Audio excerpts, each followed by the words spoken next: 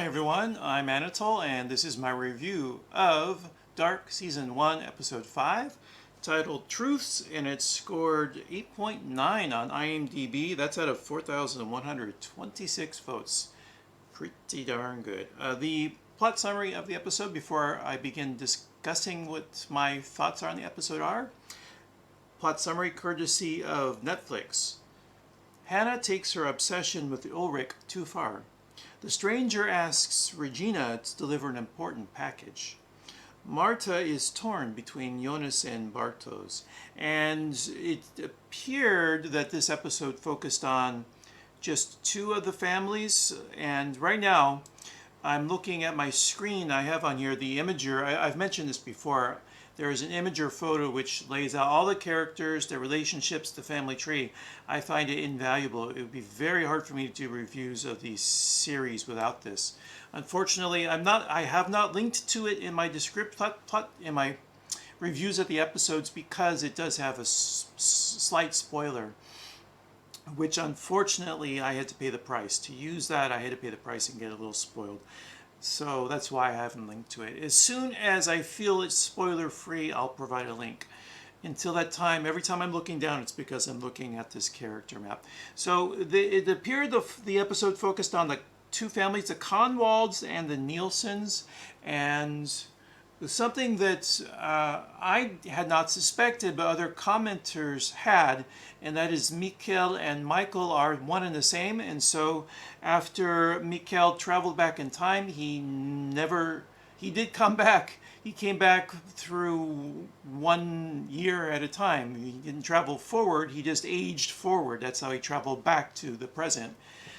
And because of this little development, we have a very tangled relationship between the characters. So Jonas is trying to get with Martha, but because Michael became Jonas's father, that makes Martha his aunt. Very complicated. And then in the episode we see Mikkel talking with Hannah, and later Mikkel would marry Hannah, but Hannah had the hots for Ulrich, who was Mikkel's father. My head's spinning, and I haven't really unraveled the tree yet, but that's some of the complications that came because the surprise that Mikkel is Michael. And we have other strangers sort of flowing around. There's Noah. We've seen him now a couple times, and he appears to be the same age in every timeline. There's the stranger who is delivering these gifts, and help me if I'm not mistaken. No, okay, so I'm really confused by the watchmaker. The stranger goes up to the watchmaker at the end, but I'm a little confused over what timeline he's in. I'm looking now at the character map, and if I'm not mistaken, that scene where the stranger goes to talk to the watchmaker, that's 1986, is it not?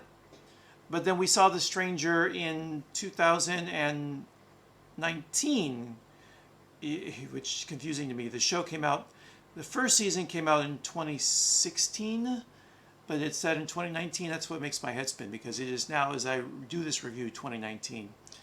So what's up with the stranger? It appears like him and Noah are jumping in time, because they appear to be non-aged when we see them in different time. Have we seen Noah in any other time but 2019? That's what I'm lost on. I can't remember if we've seen Noah any other time. Maybe we've only seen the stranger now in the past and in 2019. So 1986, 86? Yeah, 1986 and in 2019.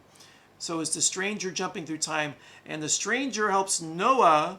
So wouldn't that mean that Noah's jumping through time too? We did see Noah when he talked to Mikkel at the bed, and they talked about God. Oh my goodness, my head is spinning. So it's now become a very convoluted, complex story. The development is very well done. It's very slow burn, very heavy on the mood, and only giving us little piecemeal sections of information. So it does feel like one of those things that's on the long con. like maybe a 4-season show because of how slow everything gets revealed. But definitely very well written, well directed. The only thing that seems to be sacrificed is characters. They don't appear to be more than plot devices. I can't think of any scene where there are people talking and it's all pure character drama. It always seems to serve the function of the plot. I can't think of a scene that was there without any purpose for moving the plot. Its only purpose was to develop character. And scenes that appear to be only for character later end up being important to the plot. It usually is what happens. So, yeah, those are my scattered thoughts on the episode. I'm sure you also felt a little bit flummoxed and gobsmacked after watching it the first time. And I'm sure you are not at all surprised by my reaction to the episode. But I tried to walk through the genealogy, the way things are related now that we know that Mikhail and Michael are one and the same.